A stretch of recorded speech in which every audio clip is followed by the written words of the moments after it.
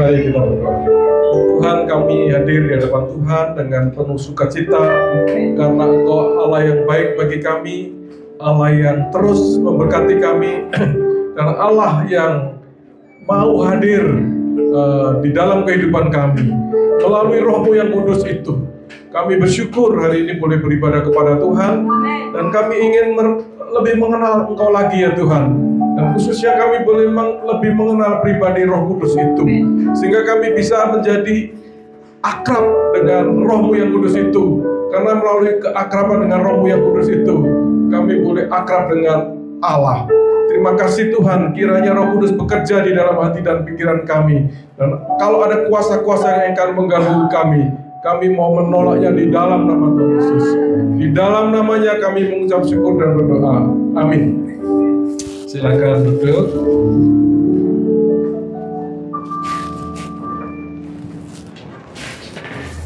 Silakan duduk.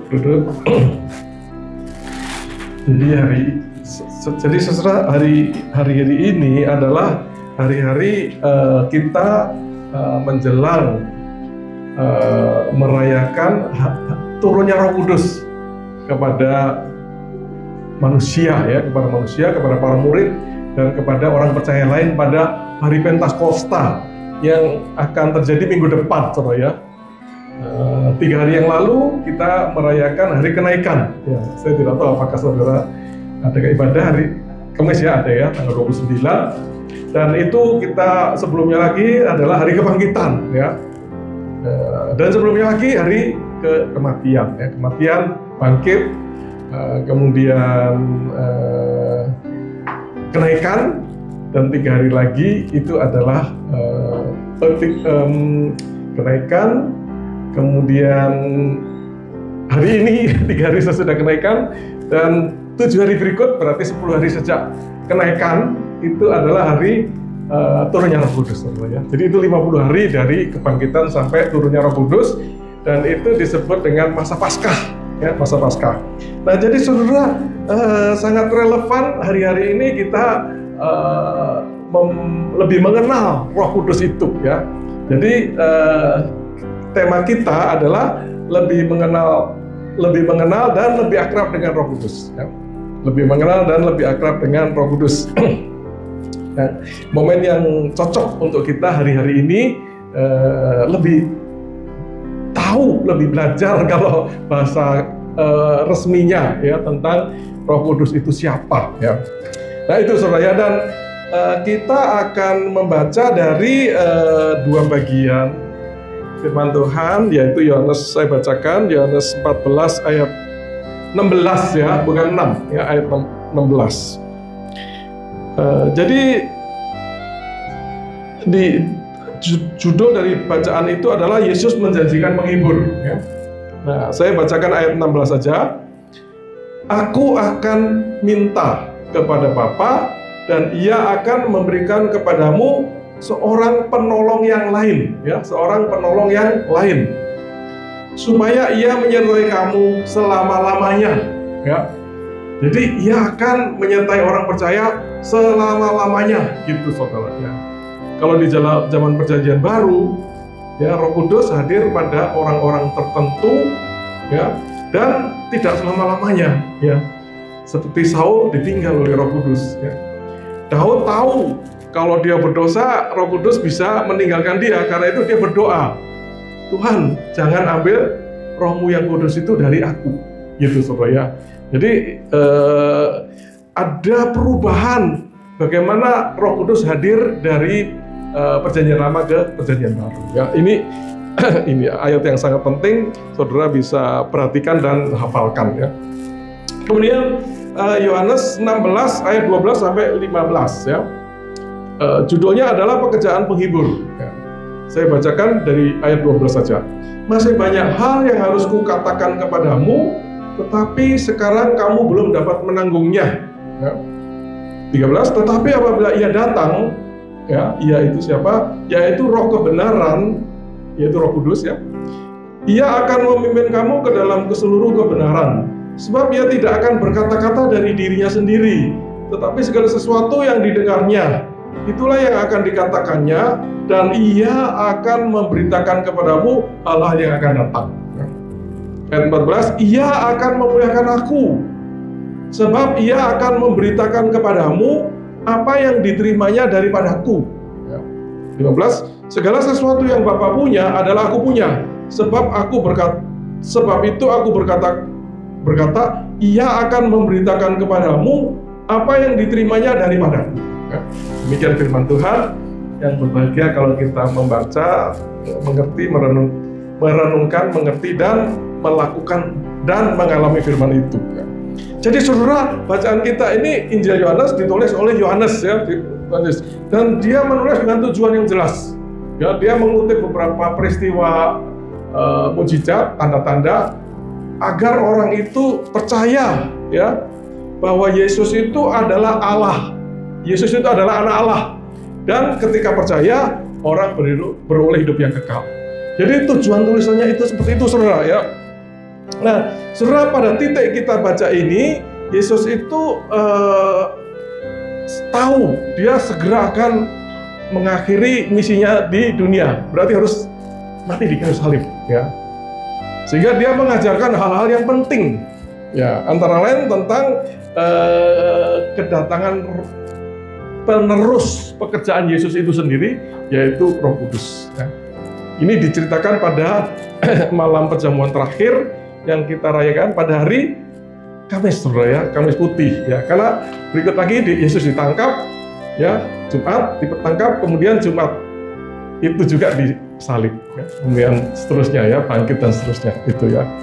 Nah, jadi saudara, sebelum Yesus berangkat, dia mempersiapkan para murid dengan pengajaran yang penting ya, yang kita tadi baca ya, supaya dia itu menguatkan para murid ya, menguatkan, memberi tahu apa yang akan terjadi ya, sehingga para murid ya mungkin agak bingung-bingung, tetapi paling nggak tahu, paling nggak ada informasi apa yang akan terjadi dengan Yesus ya, dan kemudian dengan para murid ya, dan apa yang akan Tuhan siapkan untuk mereka, yaitu kehadiran Roh yang Kudus itu ya. Dan bahkan dia mengatakan adalah lebih berguna ya bagi kamu jika aku pergi.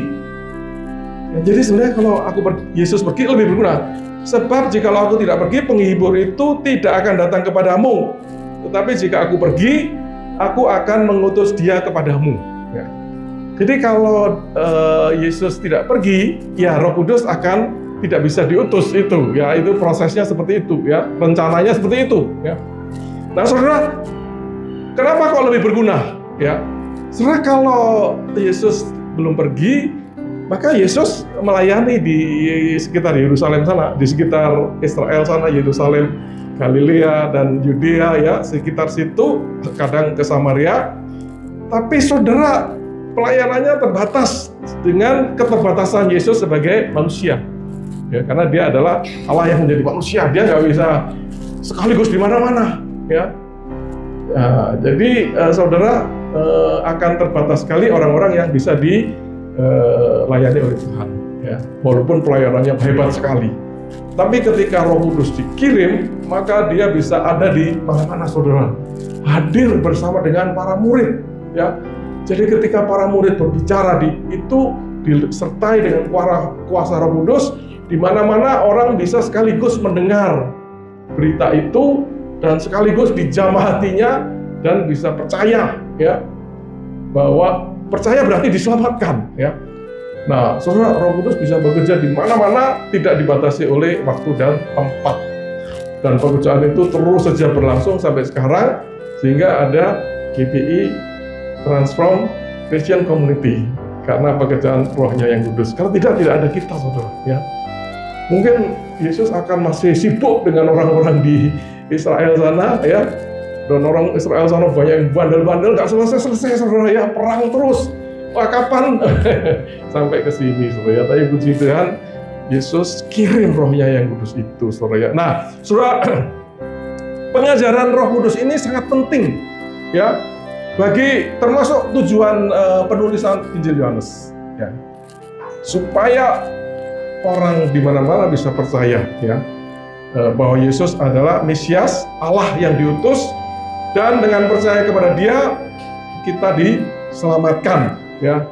Nah, Roh Kudus bekerja di mana-mana sehingga kelanjutan pekerjaan Yesus ini sungguh sesuai dengan apa yang diinginkan oleh penulis ini, ya. Agar orang itu percaya, ya, itu saudara. Nah, kita akan merenungkan menjadi dua bagian. Siapa Roh Kudus, sedikit siapa Roh Kudus, ya. Saudara, kalau kita mau akrab, kita harus kenal, saudara, ya. Ya kan, kalau saya kan tidak bisa terlalu akrab dengan jemaat, karena nggak terlalu kenal, saudara, ya. Tapi dengan Pak Gembala, saya bisa lebih akrab. Saya tahu dia sekolah di sana, oh istrinya siapa, suka tidak sukanya apa, saya agak sedikit lebih tahu. Jadi sedikit bisa lebih akrab, ya. Nah, saudara, kita mau akrab dengan Roh Kudus, maka kita harus mengenal Dia, saudara, ya. Dan itu dikatakan, saudara, di ayat Yohanes 14:16 itu dikatakan, aku akan meminta kepada Bapa dan Dia akan memberikan kepadamu seorang penolong yang lain. Jadi Dia disebut seorang penolong yang lain, ya, supaya Ia menyertai kamu selama-lamanya. Dia akan menyertai kita selama-lamanya. Ya, ini informasi sedikit sekali, tapi sangat penting, saudara, ya. Jadi ada beberapa sebutan dalam bahasa asli tentang Roh Kudus, ya.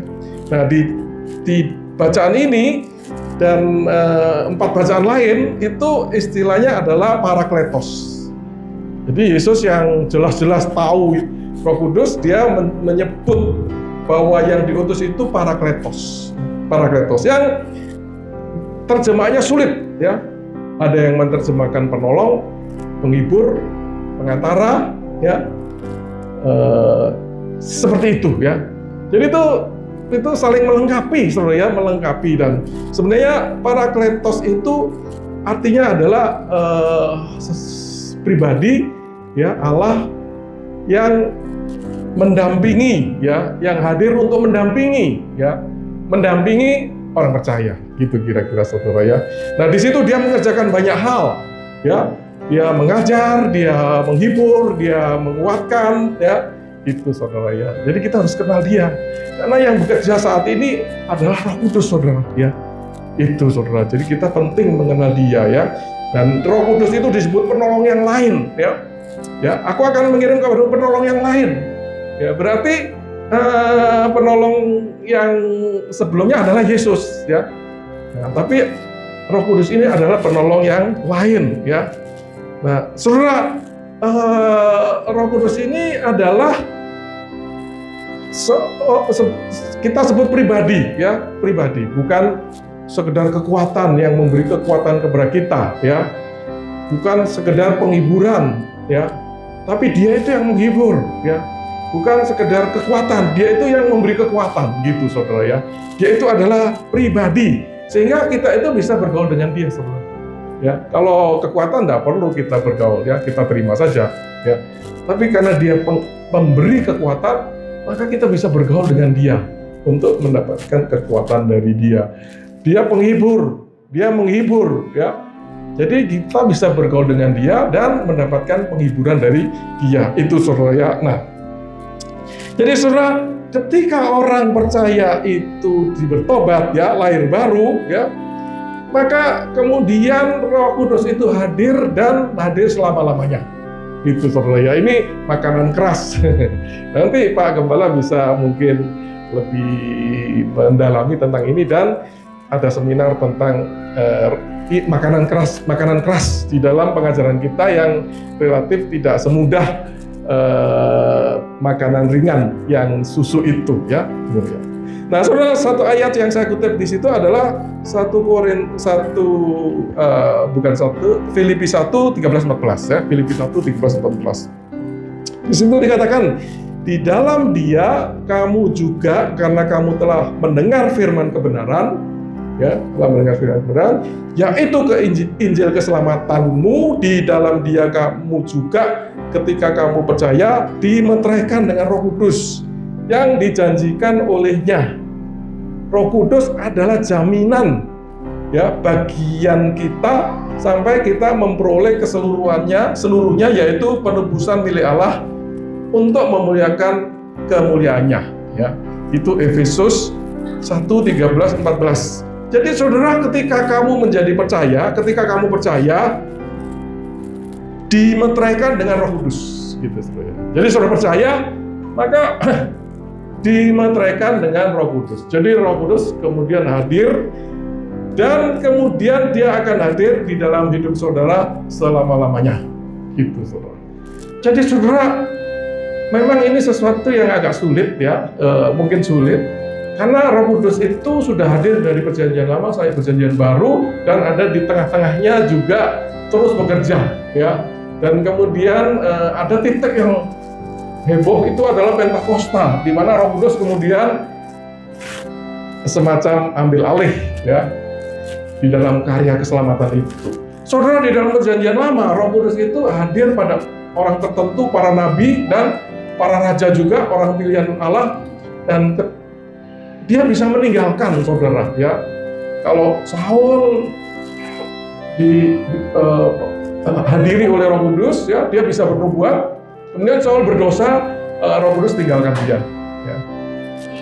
Daud, saudara, Daud itu tahu Roh Kudus bisa tinggalkan, karena itu waktu dia berdosa dengan Batseba, berzina, dia minta ya bertobat, dia minta, Tuhan jangan ambil Roh yang Kudus itu dari diriku.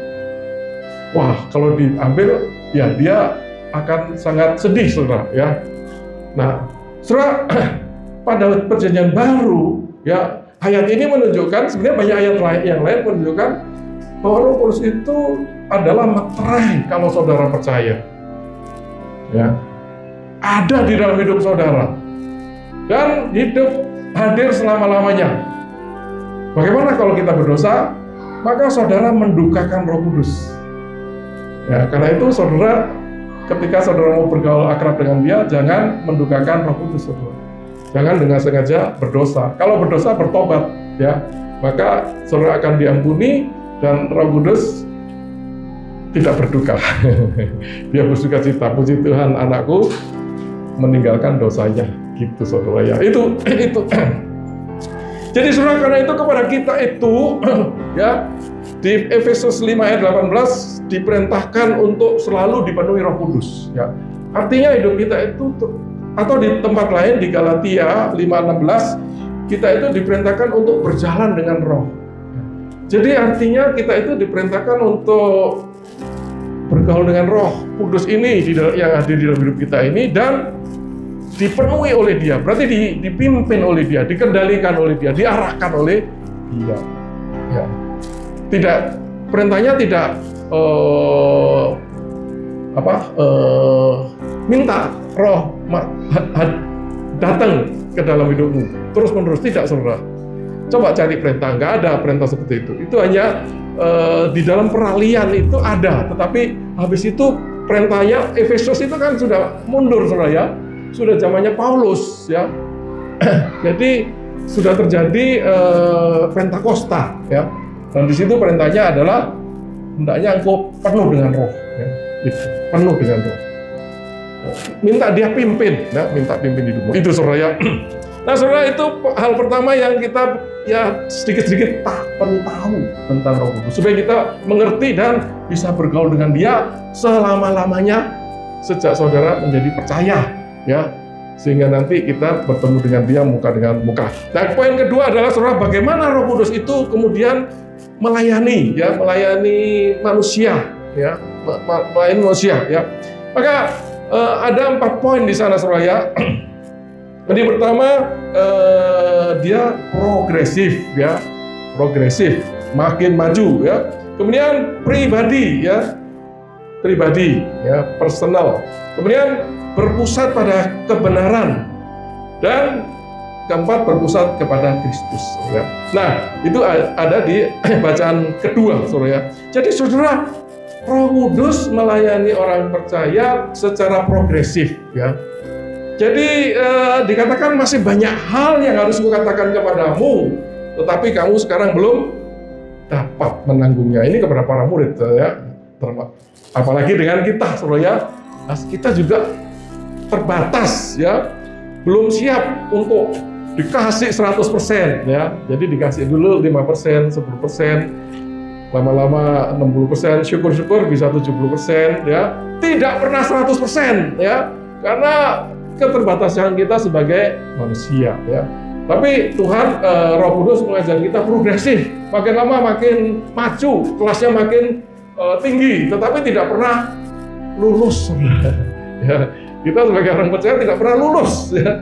Ya, tapi kelas kita makin tinggi, makin mengerti, ya, makin mengalami, ya, imannya makin kokoh, tapi tidak pernah 100% saudara ya, karena keterbatasan manusia kita ya.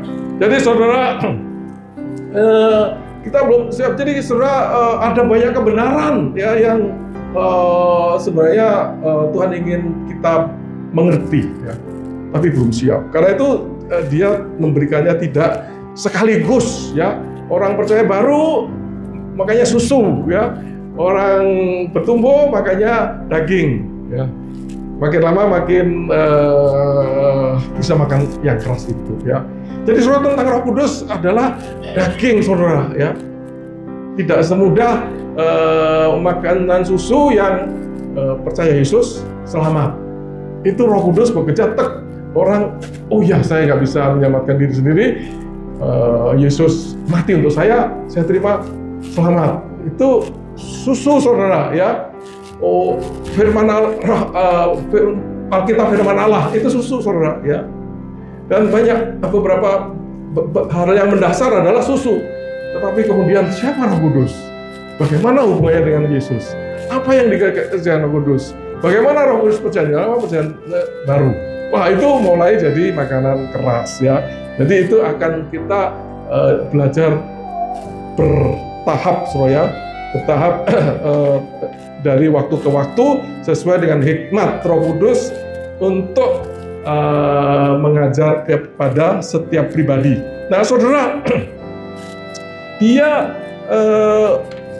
mengajar kita itu ya dengan tujuan yang jelas ya.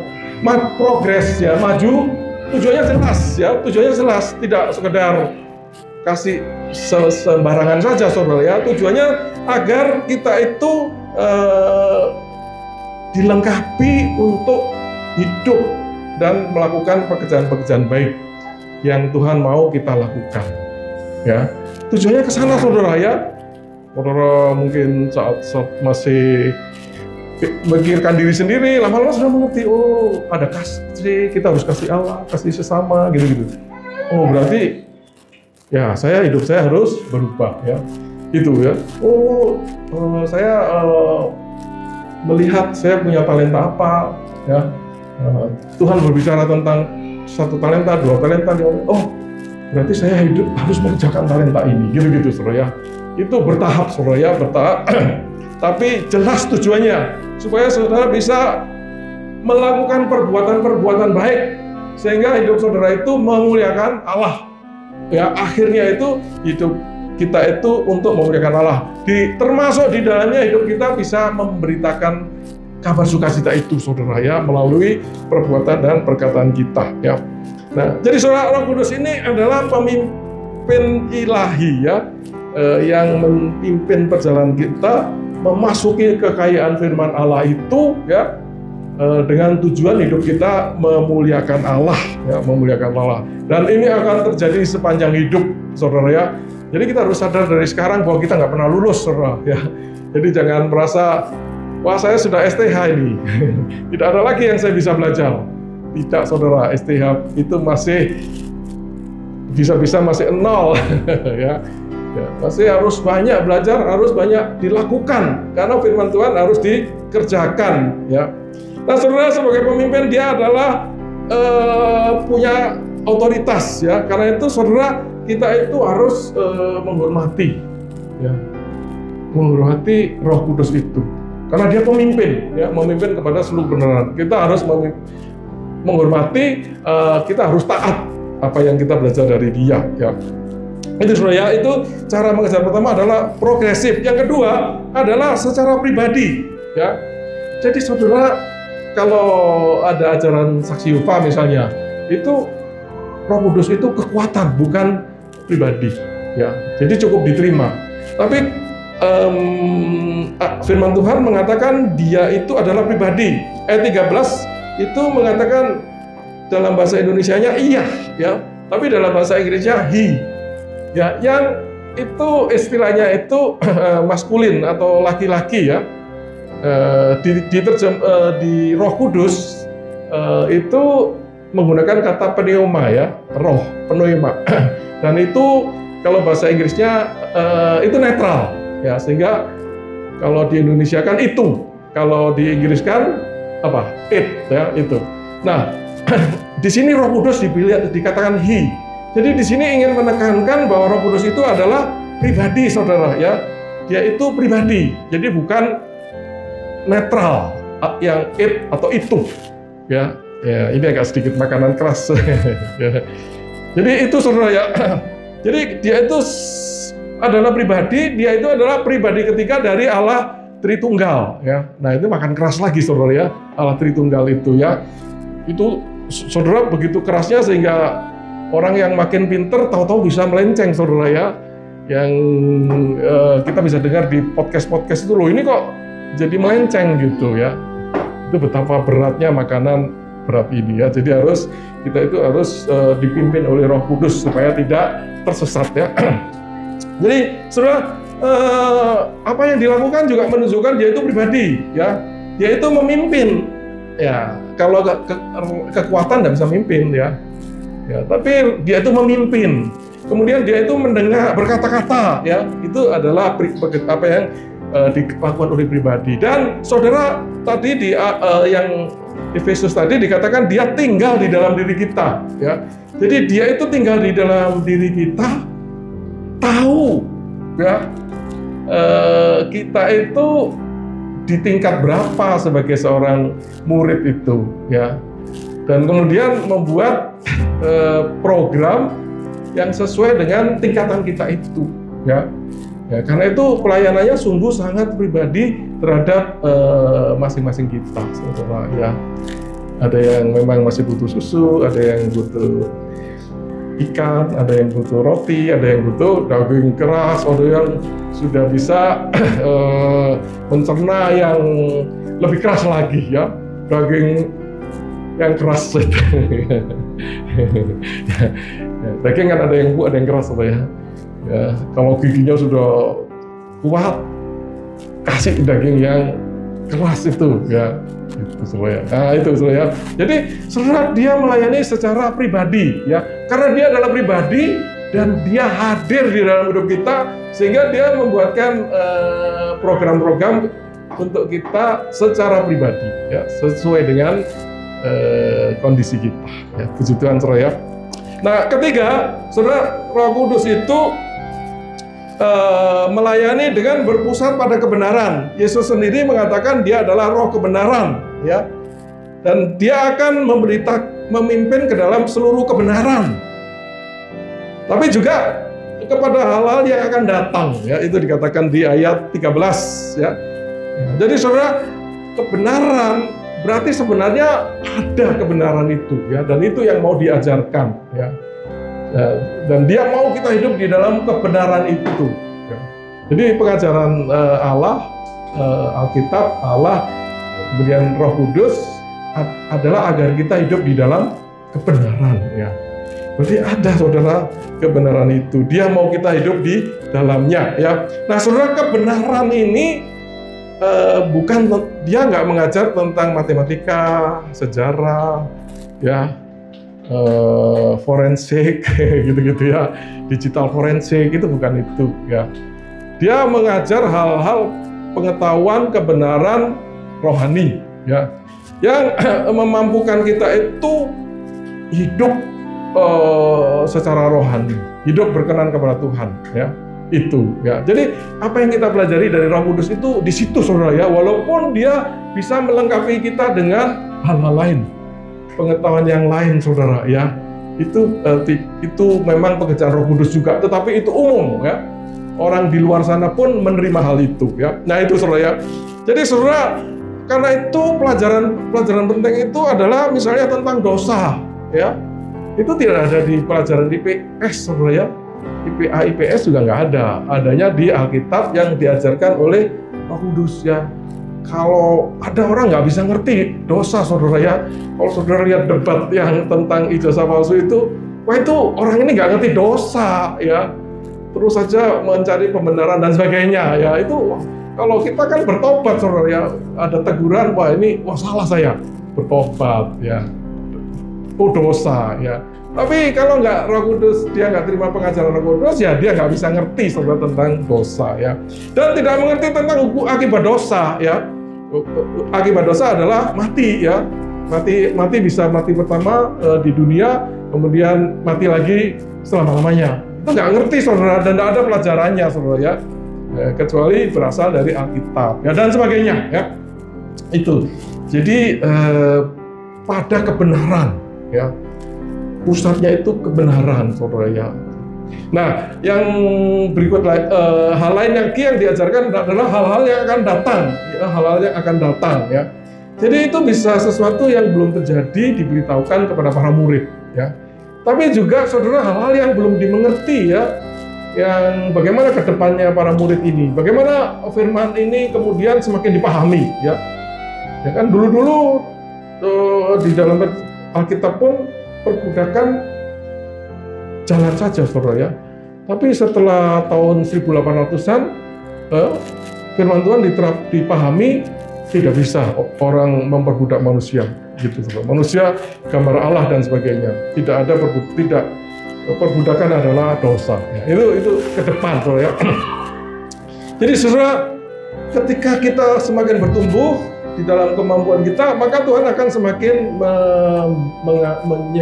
mengajar hal-hal yang kita siap untuk belajar itu ya. Jadi saudara, kita juga melihat di dalam Alkitab ini sering diperingatkan tentang pengajaran palsu oleh guru palsu ya. Betapa Alkitab itu concern dengan kebenaran ya, kebenaran dan Roh Kudus ya, Allah, kemudian Roh Kudus itu sangat peduli jangan sampai kita ini salah di dalam pengertian firman Tuhan. Ya, jangan sampai salah ya. Nanti kita itu berpikir dalam perjalanan menuju surga, sampai di ujung sana nggak masuk surga. Wah, saudara, betapa menyedihkan ya. Karena itu ajaran palsu itu sangat ditentang sejak awal di dalam masa itu yang ditulis di dalam firman Tuhan. Nah, saudara, kita juga perlu sadar, saudara ya, bahwa Roh Kudus ini tidak akan memberikan ajaran baru di luar Alkitab, saudara ya. Karena Alkitab ini sudah dikatakan yang sempurna itu sudah datang, ya. Karena itu, saudara, ketika Alkitab ini sudah terbentuk, maka tidak ada ajaran baru lagi, ya. Nggak ada ajaran tambahan lagi, ya. Kamu harus begini baru selamat, ya.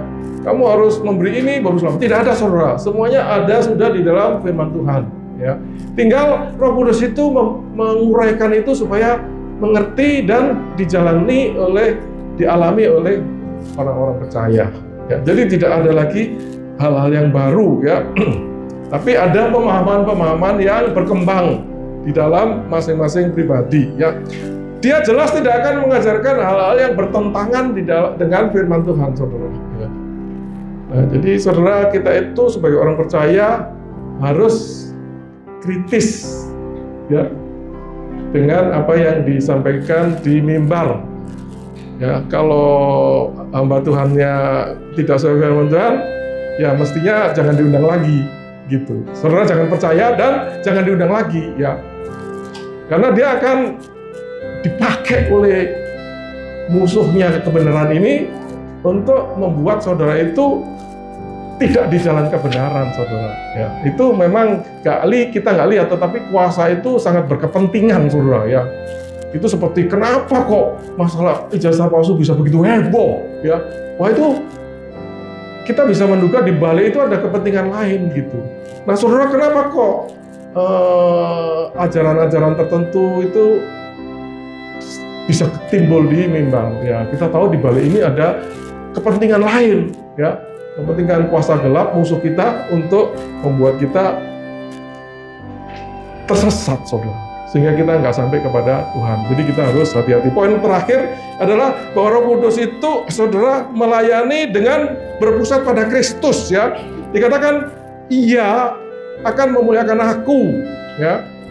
Kemudian Ia akan memberitakan kepadamu apa yang diterima daripadaku, ya.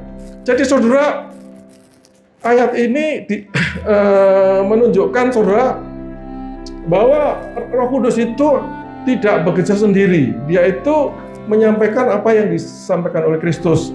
Kristus menyampaikan apa yang disampaikan oleh Allah Bapa, ya. Nah, jadi saudara, Roh Kudus itu tidak bekerja sendiri, saudara. Ya, dan kemudian kalau kita baca ini, saudara,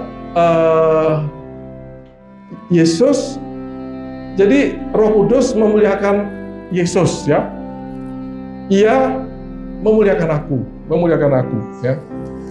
Dan kemudian aku memuliakan Bapa, gitu, saudara, ya. Jadi saudara, ini menunjukkan, saudara, ya, bahwa Yesus, Roh Kudus, dan Bapa itu adalah Allah, ya. Karena yang bisa dimuliakan hanya Allah, ya. Saya nggak bisa dimuliakan, saudara, ya. Ya, paling saya bisa dihormati, ya, dikasihi, ya kan. Tapi untuk dimuliakan dengan seperti Allah, enggak, saudara, ya. Jadi kita tidak meninggikan siapapun, orang tua kita, hamba Tuhan seperti Allah, enggak, saudara, ya, jauh, ya.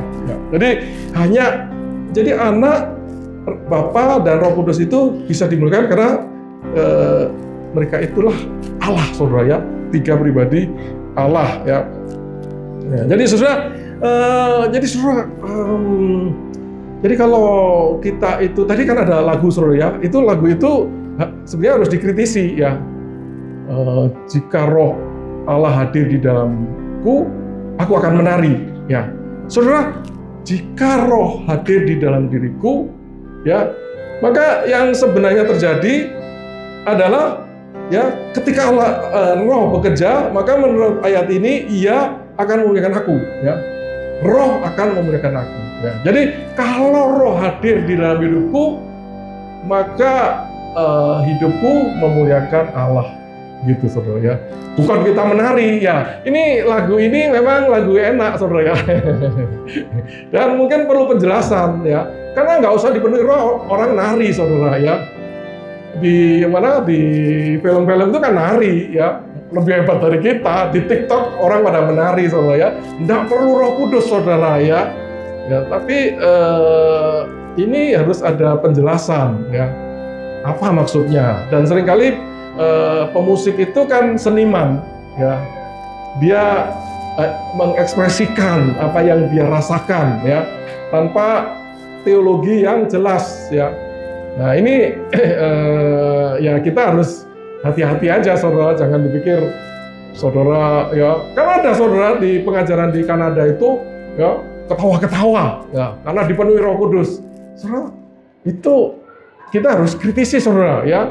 Ketawa-ketawa bukan tanda dipenuhi Roh Kudus, saudara, ya. Sukacita adalah tanda-tanda dipenuhi Roh Kudus, benar, ya. Sukacita itu apa? Sukacita itu kesukaan dari dalam yang bisa kita alami dalam segala situasi, termasuk di dalam penderitaan, ya, gitu, saudara, ya. Nah, jadi saudara, kalau, ya, Roh Kudus bekerja, maka orang memuliakan Kristus itu. Ya, jadi saudara, ada katakan gereja yang hanya fokus di Roh Kudus, ya. Kemudian meninggikan Roh Kudus, ya. Ya, saudara, itu tidak tepat, ya. Kenapa? Ketika Roh Kudus bekerja, yang ditinggikan adalah Kristus, ya. Ini dikatakan begitu, Ia akan memuliakan aku, ya. Aku dimuliakan kalau firman-Nya yang disampaikan Yesus sampai kepada para murid. Dan kemudian para murid melakukan firman itu, ya. Nah, di situ Yesus dimuliakan. Jadi kita harus kritis, saudara, ya. Ini makanan agak keras, Pak Gembala, ya. Jadi itu perlu saya sampaikan, ya. Itu saudara, itulah yang kita pelajari ya, bahwa Roh Kudus itu mengajar dengan progresif, berpusat secara pribadi, ya, berpusat kepada kebenaran, ya, benar. Jadi kita itu harus kritis, ya, benar, ada benar atau tidak benar gitu, ya, dan memuliakan Kristus, berpusat pada Kristus, memuliakan Kristus. Berpusat pada Kristus berarti dia hanya menyampaikan apa yang Kristus mau disampaikan dan memuliakan Kristus, saudara, ya. Jadi Roh Kudus ini sebenarnya roh yang paling tidak kelihatan, yang rendah hati, ya, yang bekerja tetapi tidak menonjol. Ya.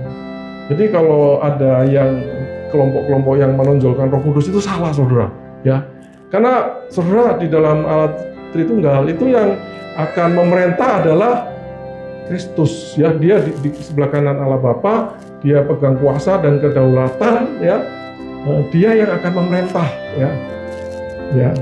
Ya, tentu bersama dengan Allah Bapa, Allah Roh Kudus, ya. Itu saudara. Nah, itu. Nah, saudara, sedikit penutup. Nanti saudara bisa hafalkan Yohanes 16 ayat 13 ini, ya, yang berbicara tentang roh kebenaran yang akan memimpin kita ke dalam keseluruh kebenaran dan memberitakan kita hal-hal yang akan datang. Jadi saudara, Roh Kudus itu sudah hadir di dalam hidup kita orang percaya. Kalau saudara belum percaya, ya belum hadir, saudara, ya. Tapi kalau saudara percaya menurut Efesus 1, 12-13 tadi, maka roh ini sudah hadir, ya. Jadi pertanyaannya, apakah kita menyadari kehadirannya, ya? Apakah kita menghargai kehadirannya, ya? Dan apakah kita membangun keakraban dengan Dia, ya? Nah, saudara, jadi untuk akrab itu tema gereja kita, ya. Kita jelas perlu mengenal Dia, sebagaimana siapa Dia, ya. Ya kan? Kalau kita mengenal Dia sebagai yang lain, ya, Roh Kudus berkata, dia nggak ngerti saya, gitu. Ya, jadi kita perlu ngerti Dia dengan benar, ya. Kita perlu mengerti dengan Dia dengan benar sebagai Dia sebagai pribadi itu, ya. Kemudian bergaul dengan Dia, ya. Bergaul, ya, saudara, kalau akrab dengan teman, apa yang saudara lakukan? Banyak berkomunikasi, ya, bergaul. Ya. Jadi kita berbicara dengan Dia melalui doa, kita mendengar suaranya itu, ya, yang diungkapkan secara pribadi maupun melalui firman Tuhan. Jadi bergaul, saudara, ya. Itu maka kita akan makin lama makin akrab, saudara, ya. Dan saudara, karena Dia itu Allah, maka pemimpin, maka kita harus taat, ya, sehingga kita bisa akrab. Kalau kita berontak terus, ya, anak berontak terhadap bapaknya, ya, bapak nggak bisa akrab terhadap anak, saudara, ya. Jadi kita harus taat, ya.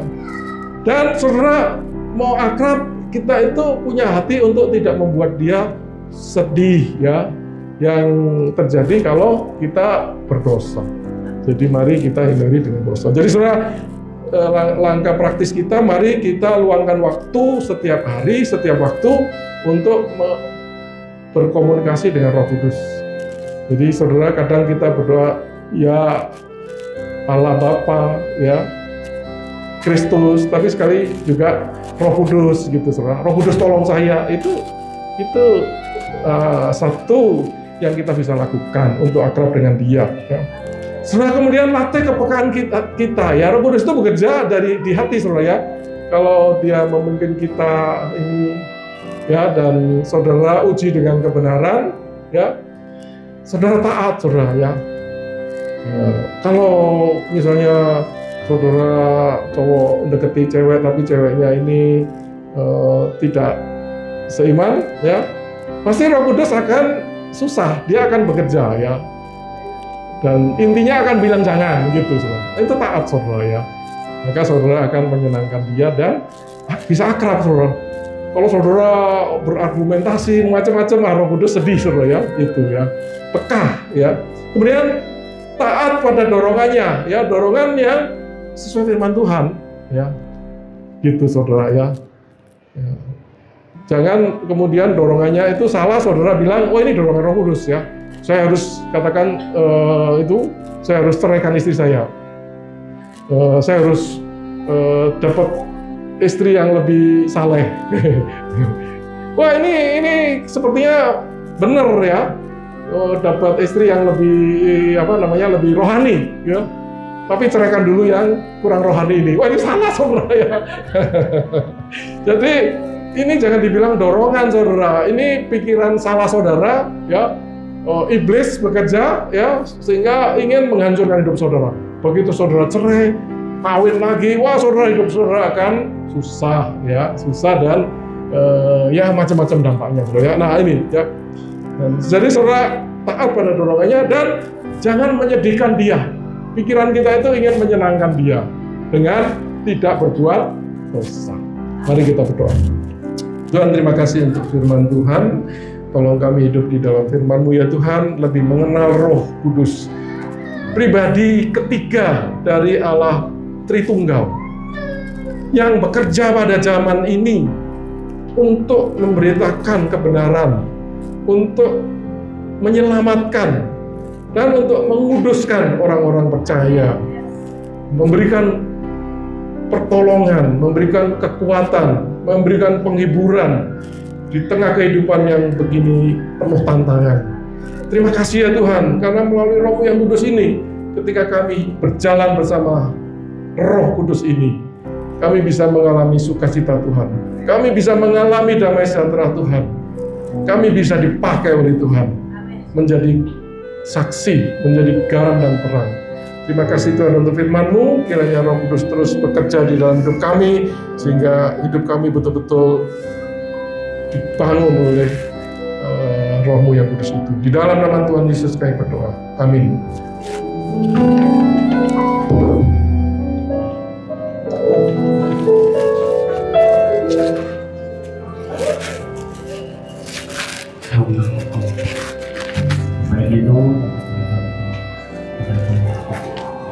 Kita masuk dalam pertemuan kudus Bapak Ibu. Mari kita bersabda hati kita jadi berdoa.